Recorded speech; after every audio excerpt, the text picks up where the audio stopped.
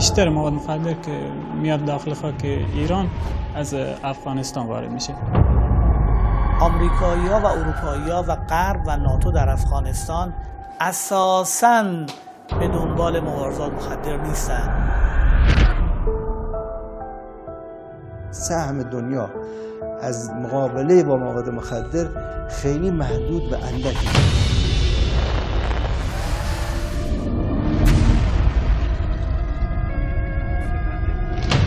ده ها سالی که ایران در امر مبارزه با مواد مخدر پیشتاز است، خط مقدم است.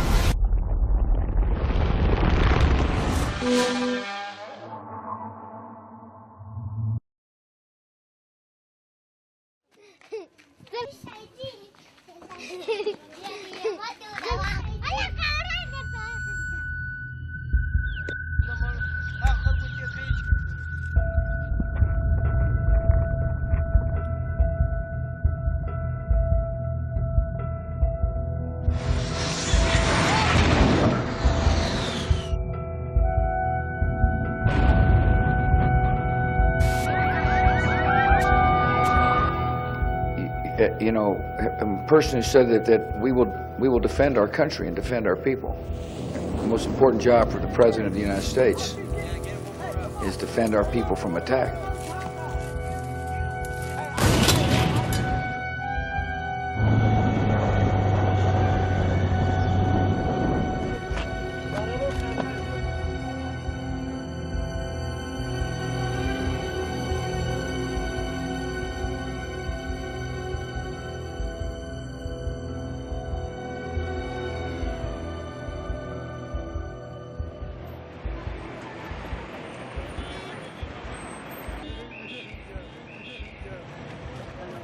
تا خانه بشینیم از گشنگی میمونیم، مجبوری که بیاییم اینجا بدبختی بکشیم. اگر انفجار شدیم، اگر بدبخت شدیم، مجبوریم دیگه.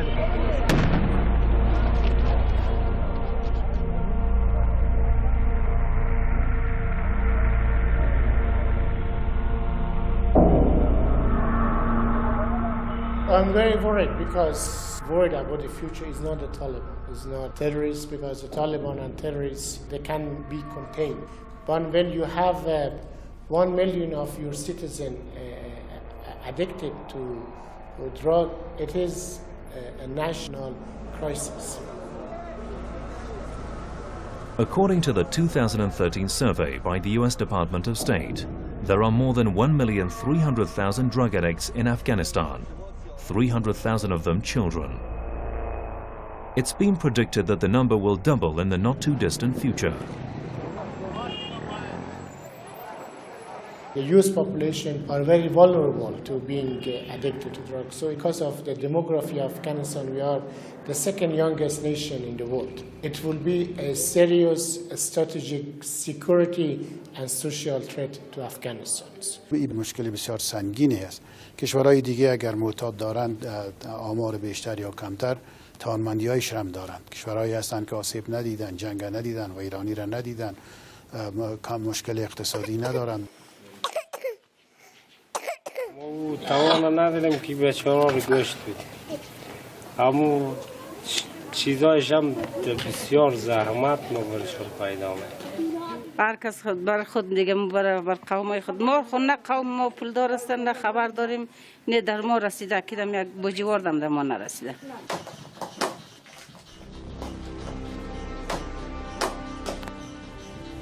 Since the early 21st century, Afghanistan has been the world's largest opium producer. That's while in the early 1980s, poppy cultivation in this country was very limited and only for domestic use. Despite 30 years of war, the country has seen a steep rise in opium poppy cultivation and the proliferation of heroin processing laboratories. The question is, what can link war in this war-stricken country to growing poppies?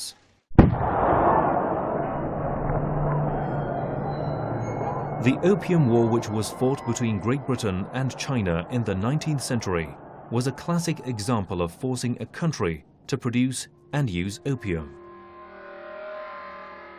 But in our time, war and opium were glued together once again in the Golden Triangle, a group of 3 countries in Southeast Asia: Myanmar, Laos, and Thailand.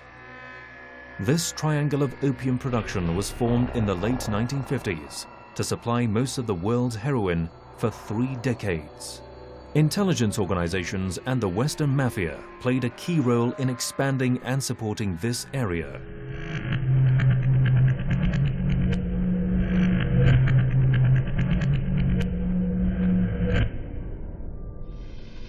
The aim was to finance the Vietnam War through drug trade. As the war came to an end, poppy cultivation in the Golden Triangle went down drastically. The drug mafia needed a new land and labor for opium production. From the 1980s, the opium industry shifted from the Golden Triangle into Afghanistan.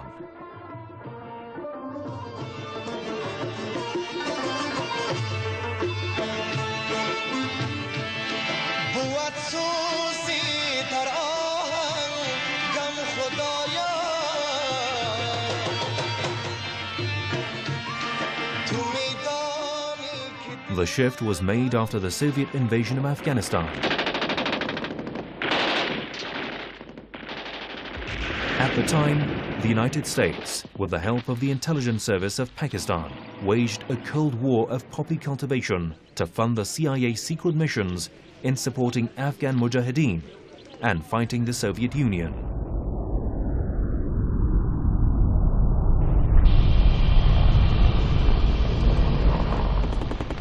In 2 years, the border areas between Afghanistan and Pakistan became the world's biggest producer of heroin. And Afghan leaders and local groups on Pakistan border and later in the south of this country set up thousands of heroin processing labs. In Pakistan, the number of drug addicts from nearly 0 in 1979 surpassed 1,200,000 in 1985. Opium production soared non-stop even after the Soviet Union withdrew from Afghanistan.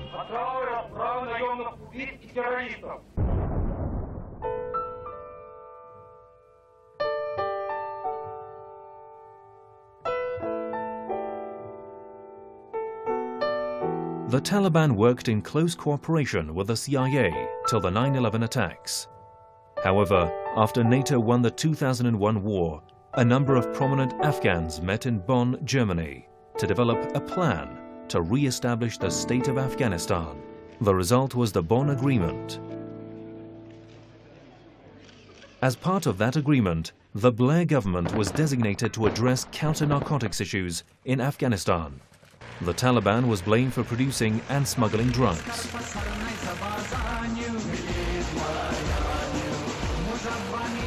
بعد از حمله ناتو که هدف اصلیشون مهار کشت خشخاش بود که در حقیقت منبع اصلی تروریسم بوده در منطقه، اما متاسفانه در عمل شاهد عکس اون پدیده هستیم.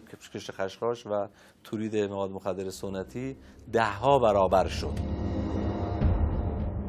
In 2001, as the Taliban rule came to an end, opium production fell to 200 tons that year. But with the presence of NATO and the establishment of a permanent government in the country, opium production rose to 3,400 tons and 3,600 tons in the next 2 years. The year 2007 saw a record level of opium production with 8,200 tons, which was a 2-fold increase compared to the year 2005.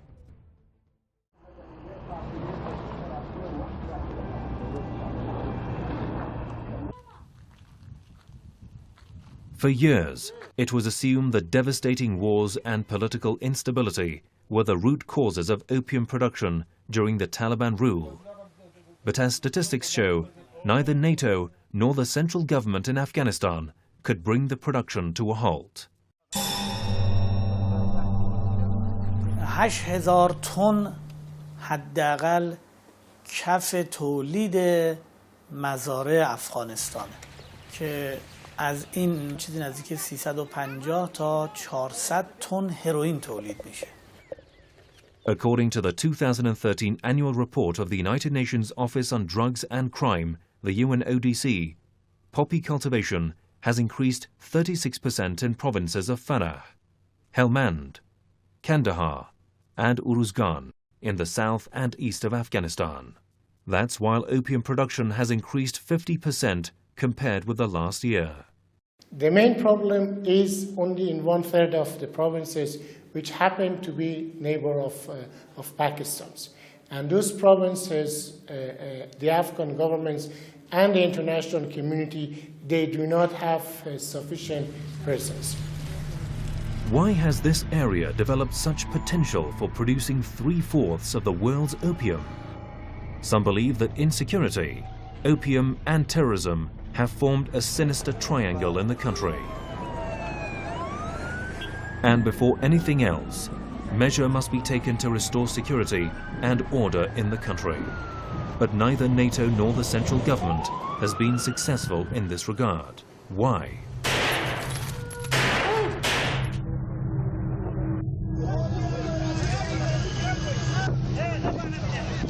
در افغانستان همین گروه‌های افراطی تروریستی را هم فراموش نکنیم، جرایم سازمان یافته را هم فراموش نکنیم. همه از اینا با قاچاقبران مواد مخدر هم دست هستند.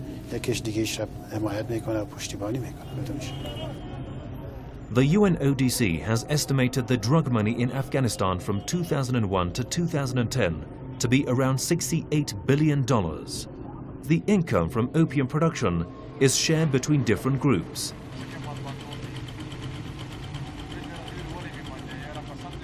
Again, according to the UNODC, $2 billion in opium profits goes into the pockets of the groups inside Afghanistan, and $66 billion goes to the drug mafia outside the country. That's while around $200 million goes to the armed insurgents. So 3 different groups catch fish from the murky water. First, the powerful drug mafia outside Afghanistan. Second, the Taliban and armed insurgents. And third, Afghan drug traffickers and farmers. دیگر همه این مبالغ سرسام‌آور به جیب عموم مافیا و بانهای مقتدر مواد مخدر میرسه که در خارج افغانستان و حتی ممکن است در خارج قاره آسیا قرار داشته باشه. تجار و قاچاقچیان و کشاورزان افغانستان چیزی نزدیک 3.2 میلیارد دلار از این 68 میلیارد دلار سهم میبرند.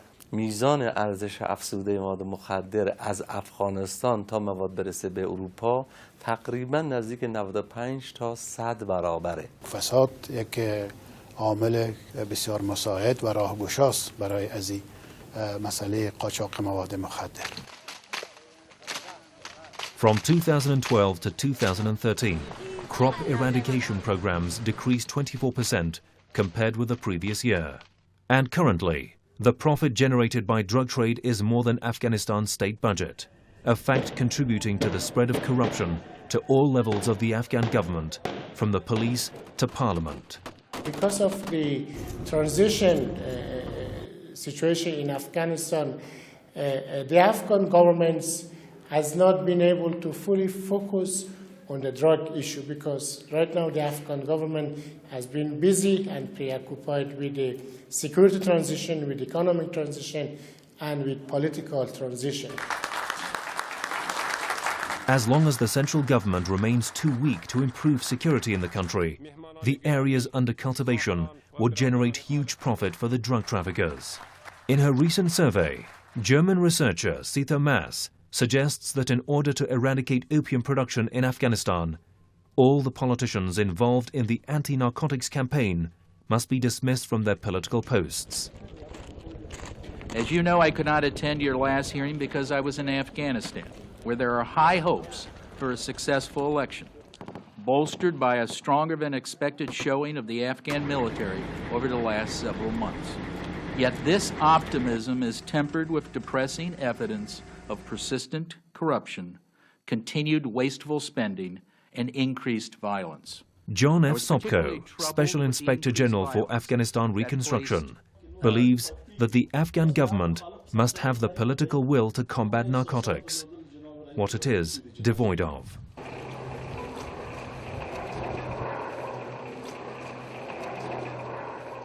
As with the question of the drug, corruption is a multifaceted challenge and problem. So if we tackle the corruption in Afghanistan, it will produce dividend in our ability to tackle the drug issue. So the two are interconnected, as also the question of terrorism, also there's another interconnected factors with the drug and with the corruption.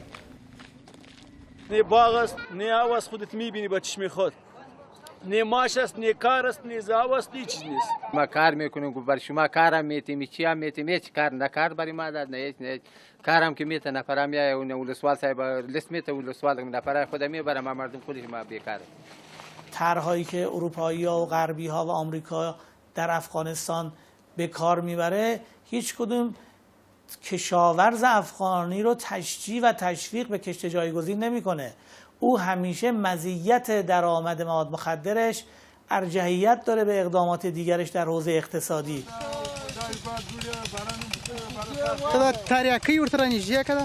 Perhaps the best way to eradicate opium production in Afghanistan is to steer farmers away from drug trade towards alternative, legitimate crops like grapes, wheat, and saffron. Spraying poppy fields is also suggested as another available option for disrupting Afghanistan's lucrative opium market, though chemical spraying has never worked in the Golden Crescent. Experts believe that it is lax security in Afghanistan that gives the Taliban a free rein to cultivate poppies and smuggle drugs. One important reason for both the production and the consumption of the drug is the question of poverty. Poverty provides the context, the excuse, and the attractiveness for some farmers in Afghanistan. The majority of Afghan farmers work for big landlords, and the meager wages they earn are barely enough to get by. What's more, the lack of other viable options makes them work on poppy fields. Some farmers even have to marry their young daughters to their debtors. Opium trade accounts for 35% of Afghanistan's GDP. Against such a backdrop, poppy crop eradication is just chasing a mirage.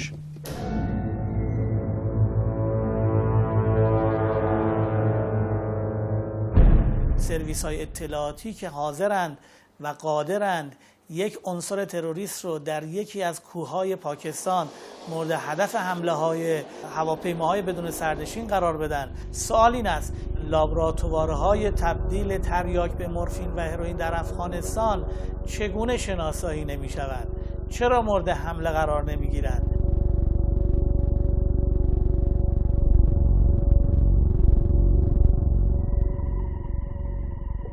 This is actually taking your face away from the reality because they are attacking some other targets for insurgencies and Islamism and things like that. And international forces, when I talk to them, they say our mandate is not poppy eradication. Our mandate is fight against terrorism. So we will fight against terrorism.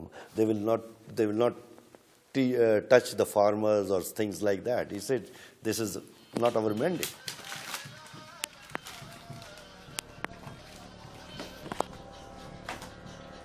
Needless to say, it's a challenging task to close a Pandora's box of poppy cultivation, opium production, heroin processing labs, and drug trafficking.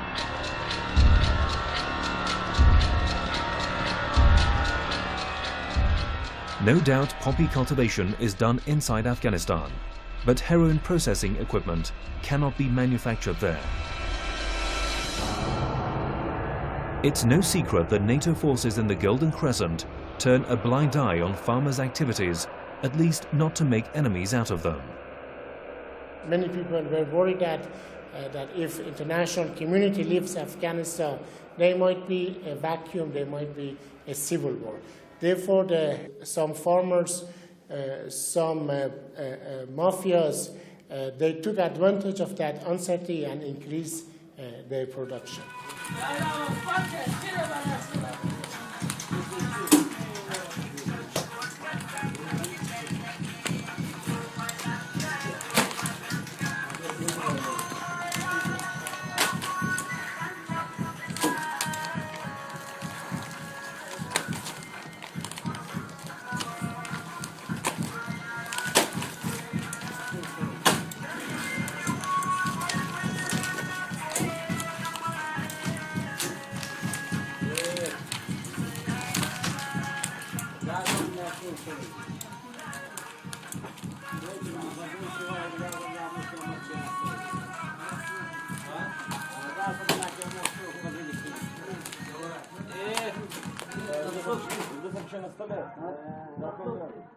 Experts say that opium production and export have increased considerably since the fall of the Taliban.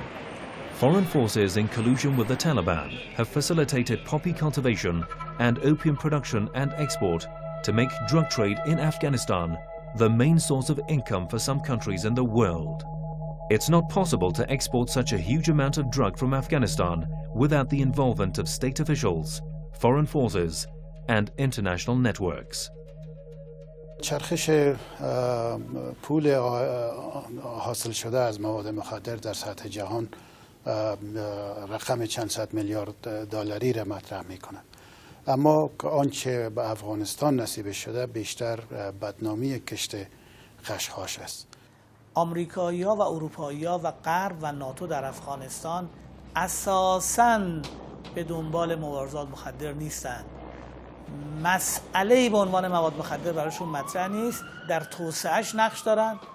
هم شبکه‌های قاچاق مواد مخدر رو تحریک میکنن برای اینکه بتونن اطلاعاتشون رو افزایش بدن نسبت به گروه‌های تروریستی و گروه‌های خشونتبار و حتی نفوذ میکنن برای اینکه این مسیر به راحتی شکل بگیره تا بتونن اطلاعات افزایش یافته رو به عنوان قدرت نرم به دست بیارن.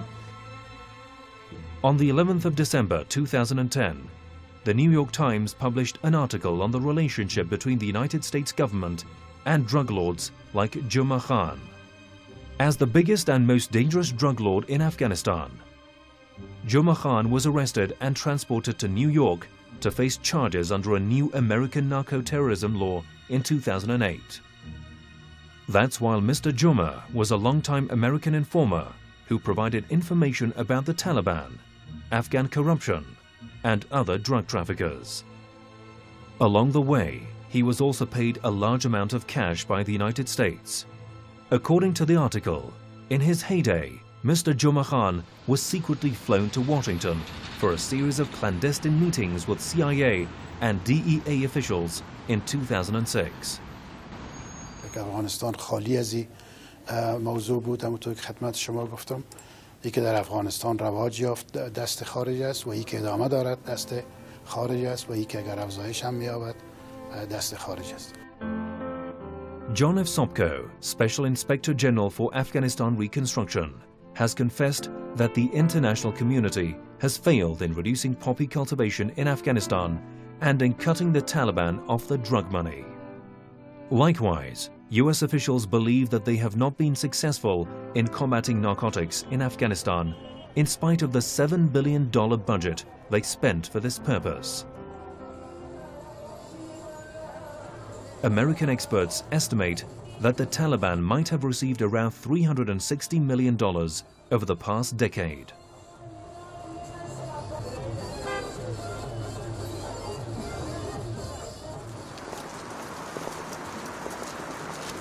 European countries are the biggest consumers of Afghan-produced heroin.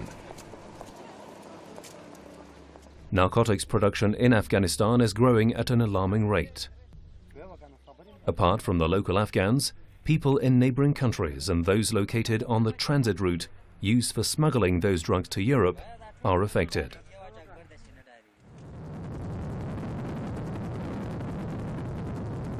Iran shares the longest border with Afghanistan and is the first country on the transit route to Europe. And as a result, it has incurred huge human and financial costs.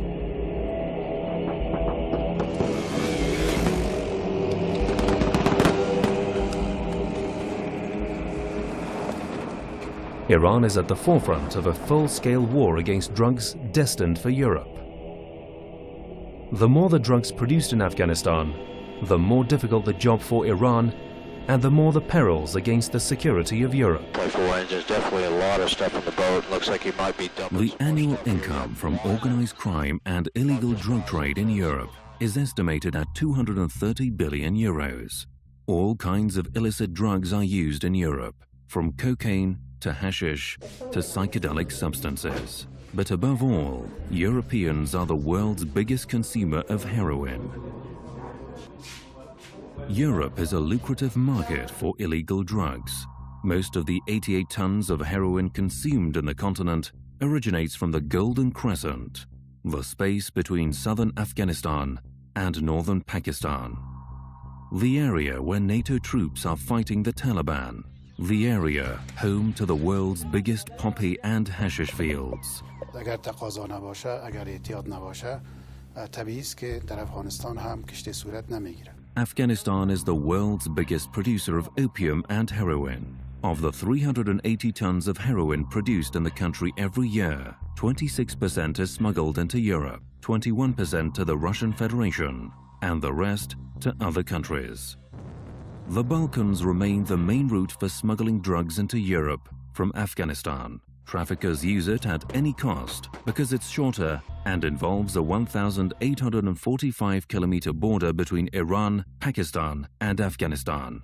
It will be a difficult situation. I must say, it's a very difficult situation, not only for Iran, but for going to the Europe or Africa. The Balkan route traverses Iran, Turkey, Greece, and Bulgaria across Southeast Europe to the Western European market. Iranian guards are at constant war on the country's eastern borders with Afghan and Pakistani smugglers. And on the front line of the combat to prevent illicit drugs from making it to Europe is Iran's Sistan and Baluchistan province. Despite that, the drugs make it through because there's a lot of money involved, and those who are in it for the money are prepared to risk their lives for it.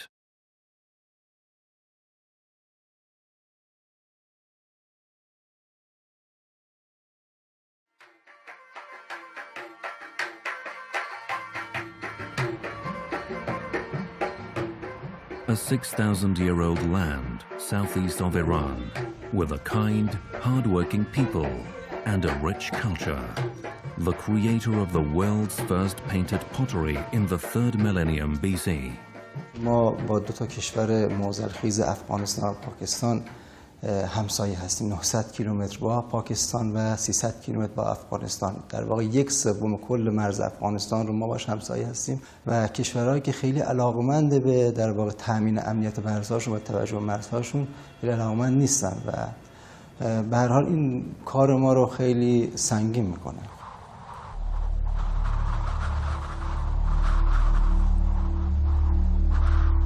Because it's on the Golden Crescent, the illicit drugs trade has imposed an unwanted war upon it. ما مواجهیم با گروه‌های مختلف شرارت و از جمله مواد مخدر. به هر حال توناژ بالای تولید مواد مخدر در افغانستان زمینه و کریدور ورودیشون و در واقع ترانزیتشون از استان ما است، استان سیستان و بلوچستان.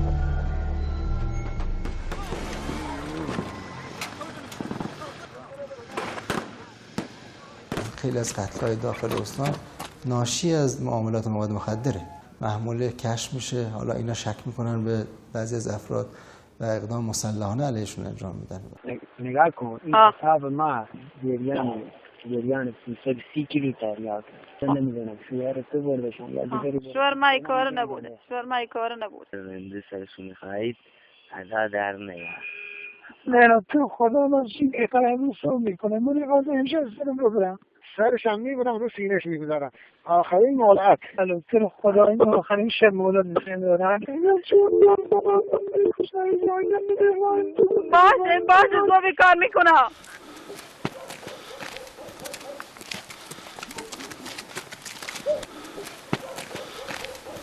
ما الان تقریبا 6 گروه تروریستی فعال داریم، فعالیتشون اونور مرز هست. منتها به هر حال از شنگهای میان داخل و اقداماتی رو علیه نیروها و مردم انجام میدن. It's a vicious cycle. Drug trafficking gives rise to terrorist groups.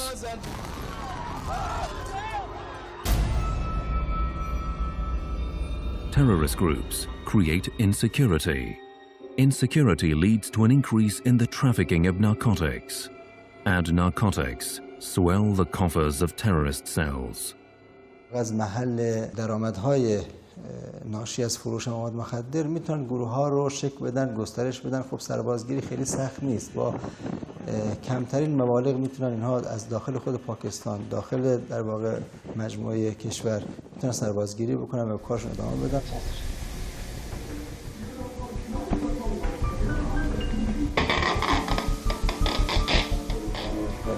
من خودم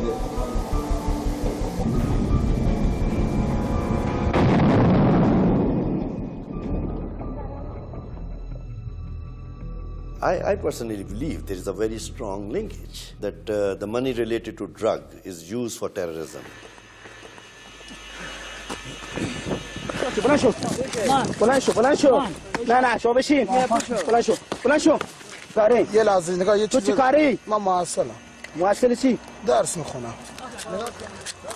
For a terrorism you need billions of dollars to buy equipment, to pay for the people and things like that. So somebody is supporting them. مالک ریگی که جزو اشرار شاخص استان بود، گره خوردگی ایشون با اشرار مواد مخدر باعث شد که مقداری تقویت بشه و گروهش رو گسترش بده، فعالیتاش رو گسترش بده و اقدامات رو علیه مردم در داخل استان انجام بده. من ادعا دارم ایران هم قربانی اول نارکوتروریسم در جهان هستش، هم محور اول مبارزه با نارکوتروریسم. سربازان گمنام امام زمان عجل الله تعالی فرجه الشریف در یک عملیات مهم عبدالمالک ریگی سرکرده گروهک تروریستی شرق کشور و عامل کشتار ده‌ها تن از هموطنان شیعه و سنی را دستگیر کردند. پشتوان مالیمون یکی همین بحث گروگانگیری بود و باجخواهی و اینا بودن. یک بخشش هم از بالاخره همون قاچاقچی مواد مخدر بود که امکانات و تسلیحات و ماشین و این چیزها را در اختیار ما قرار میدادن. البته خود ما مستقیم تو مواد مخدر نبودیم، فقط از اون کسانی که این کارو میکردن خب از پول و مهمات اونا استفاده میکردیم.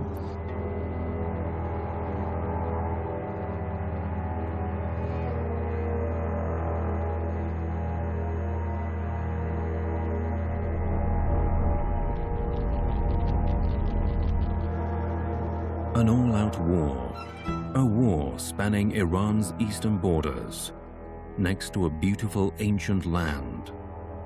Afghan drugs have to make it to the lucrative European markets. Millions of euros are involved.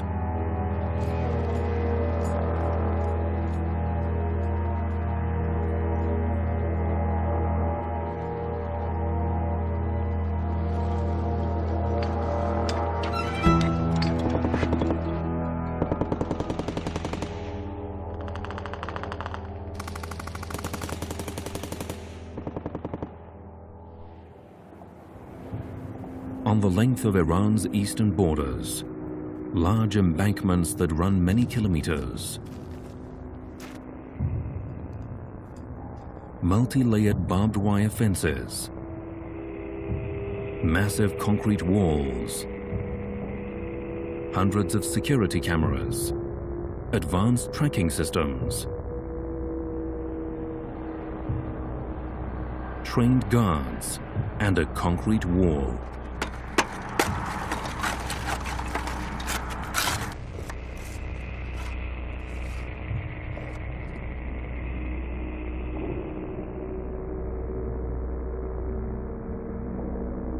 ما بر هم مرز خودمون 600 کیلومتر رو تونستیم انسداد انجام بدیم. در حوزه سیستان کامل شده و حوزه سیستانی که در گذشته کاروان‌های مواد مخدر 40 خودرو و 50 خودرو تردد می‌کردن، الان نفری به کوله‌باریه، یعنی خیلی محدود شده، خیلی بسیار محدود شده.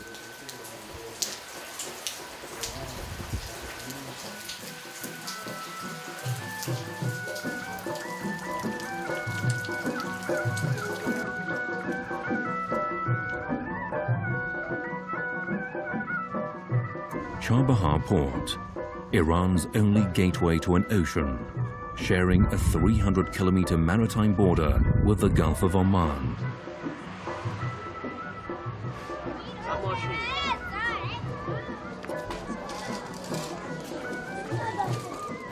A beautiful city with warm-hearted people whose only means of livelihood is maritime transport and fishing. A peaceful life that's become a target of traffickers.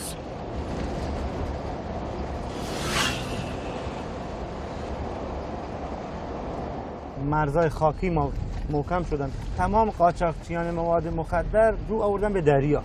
ما الان هم اینجا دریایی داریم که دریای آزاد با چند مایلی به آبای آزاد وصل میشه.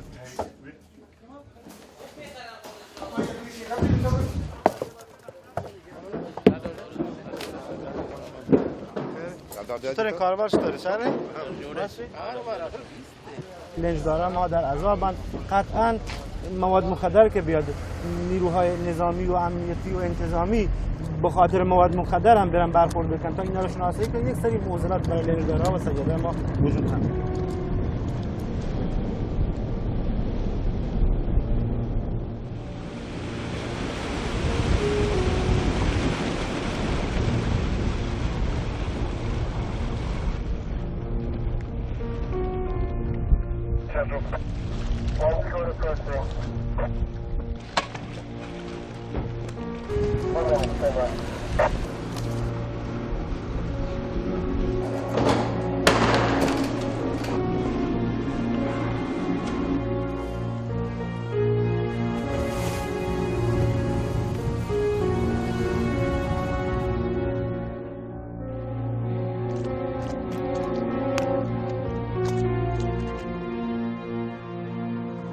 Another route, another insecurity, war on another front, the lull before the storm. This cannot be solved before problems in Afghanistan find a solution. The other measures, police measures, certainly have to occur, but I fear that there will no real change before the situation in Afghanistan can change, and there will be a solution also for all these farmers who are producing, who are living on the poppy seeds.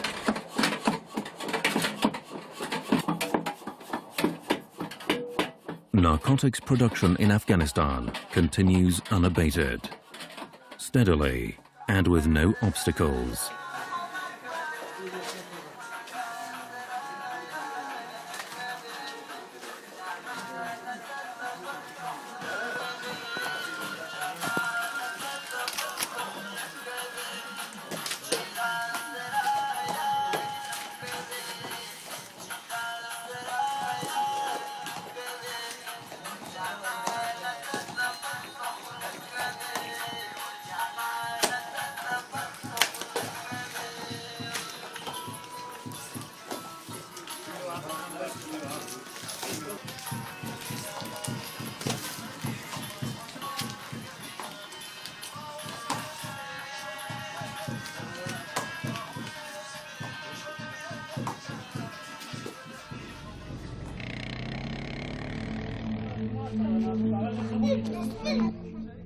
The drugs produced in Afghanistan are transited to Europe via different routes.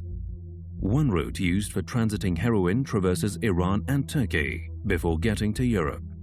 Another spans countries in Central Asia and the Russian Federation.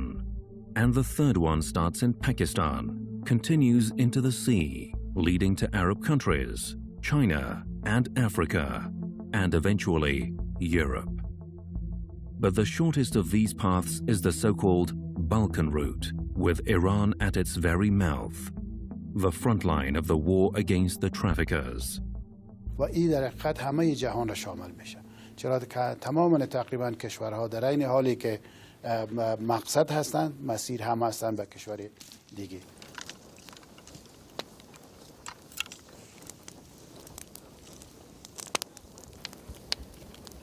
اینجا چون به خاطر نزدیکی اولش که نزدیکی با مرزه، چون همجواره با افغانستان و پاکستان که اونجا مواد مخدر خیلی تولید میشه دیگه، از اونجا باید بیاد تو خاک ایران.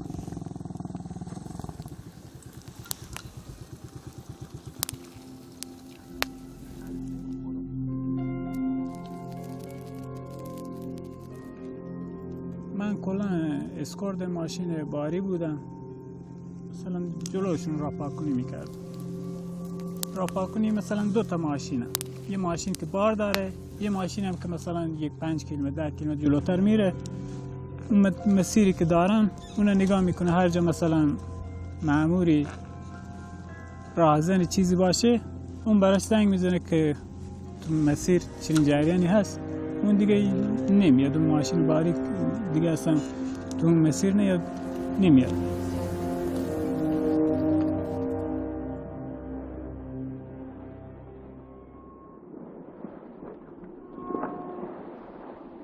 اصل قضیه برمیگرده به صاحب بار.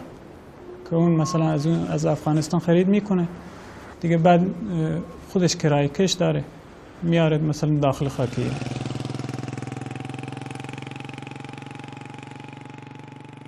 صاحب بار به من زنگ میزد که آقا بار من تحویل بگیر. من تحویل میگرفتم میدادم به افغانیا می آوردم به پاکستانیا میدادم، پاکستانیا به ایرانیا میدادم. دلیل تیک تیک آوردنش اینه که مثلا آدم همون منطقه است، منطقه خودش مثلا خوب آشنایی داره. بعضی مثلا آدمی که تو سراغانه همون منطقه سراغانه میدونه، آدمی که تو خاشه این منطقه خودشو میدونه، و آدمی که تو ایران شهره این منطقه خودشو میدونه. 400 جلوتر 24,000 تومان بوده کرایه. 6 تا 7 تومنش افغانی کرایه افغان کش میبره، 7 تاش هم پاکستانی، 7 تا دیگرش اینی که به ایران میاره، 2 تومنش هم این راس افغانا میبره، 1000 تومان برای دلالش میمونه. این وسط افغانی برد میکنه. چرا؟ چون پول همه به همون میرسه. اونی که میپروشه، اونی که اونجا از اون خریداری میکنه. مثلا این دوتا ما وسط مفت مجان قربانی نشد.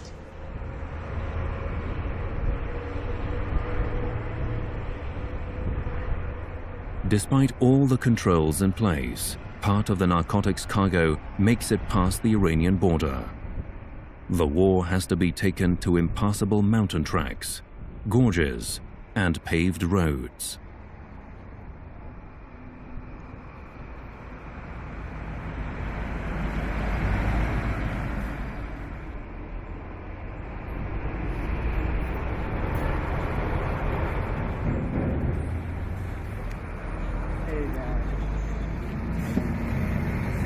یک کیلو هروئین در افغانستان امروز با پول ایران 3-4 میلیون تومان معامله میشه، ولی همین مقدار مواد مخدر از نوع هروئین در ترکیه به بیش از 40 میلیون تومان میرسه.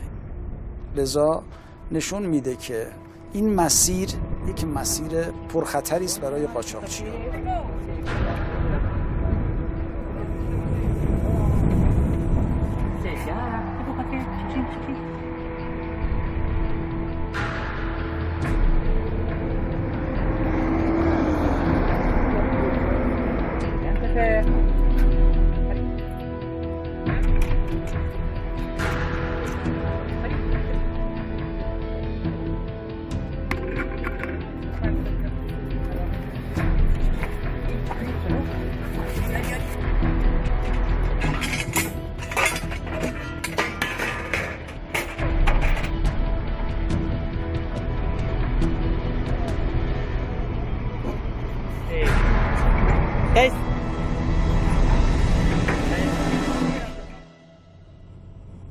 There is no end to the war on the eastern borders. The traffickers possess heavy, high-tech weaponry. Their financial and human losses are quickly replenished. Drug money, poverty, and insecurity along the borders of Afghanistan and Pakistan provide them with an inexhaustible resource.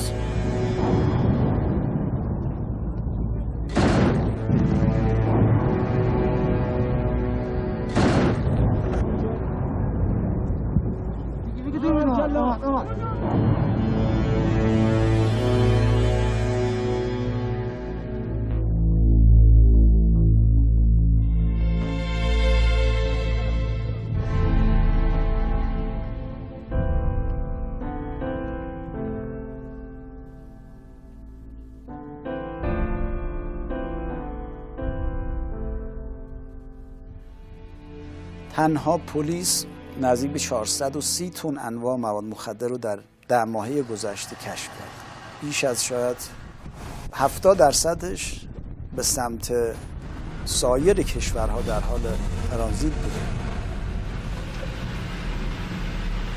سرباز کی هستیم؟ فقط سرباز ایران نیستیم، ما سرباز جهان هستیم. یعنی در واقع از اقدامات ما اروپایی‌ها دارن منفعت میبرن، به خاطر اینکه جلوگیری میکنیم از در واقع انتقال مواد مخدر به کشورهای اروپایی و اونها باید اینو ببینن، اینو باید حس بکنن.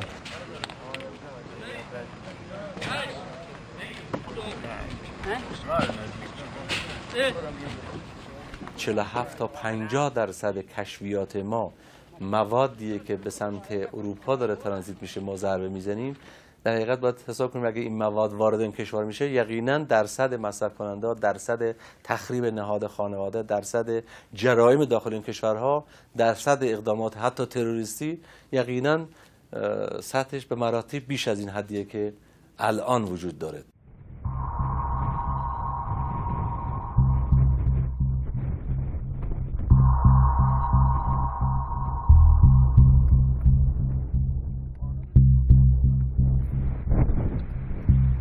The last battleground is the western borders. The same precision, the same discipline, the same war, all to prevent the drugs from reaching Europe. برآورد شده در سال 83 12 میلیارد دلار خسارت اقتصادیه که اگه بخوایم همون آمار رو الان هم داشته باشیم، تورم هم در نظر نگیریم، در حقیقت یه چیزی نزدیک به روزانه 100 میلیارد تومان هزینه داره میشه.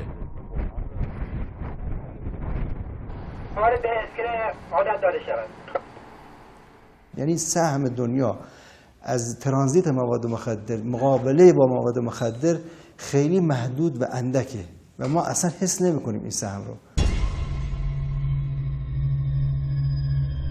4,000 martyrs, 12,000 wounded during an ongoing 35-year war against the drug traffickers. Who's going to answer to the victims' families? خانواده اروپایی زمانی درد ما احساس میکنه که فرزندشون در یک از کشورها کشته میشه، مثلا در افغانستان کشته میشه. اون وقت احساس میکنه که واقعا ما چی میکشیم. بعضی وقت آمدن و از نزدیک دیدن، در واقع مواجه شدن با خانواده شهدای ما، اون وقت تازه با ما همدردی کردن، نه اینکه کمکی بکنن. واقعا سهم مجامع بین‌المللی بسیار بسیار ناچیزه. نه تنها سهمی نداشتن خصوصا تو این چند سال اخیر، به ویژه با تحریم ها محدودیت در راه مبارزه ایجاد کردن. Why should Iran be at the forefront of the combat on Afghan drugs bound for Europe? Why should Iran make the biggest heroin bust in the world? Why should Iran pay the price for NATO and the Afghan government's ineptitude in fighting drug production?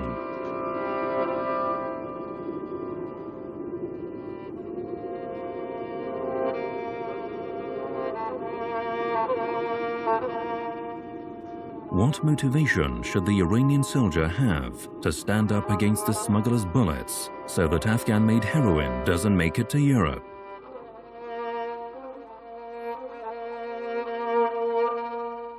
If Iran gives up the war on drugs, how will Europe deal with the aftermath?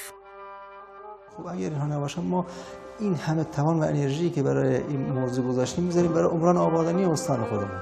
یعنی تمام انرژی ما محدود شده، بخش عمدهش استان شده یه استان امنیتی که واقعا استان امنیتی نیست. استان قابلیت و توانمندیات بسیار بالایی داره.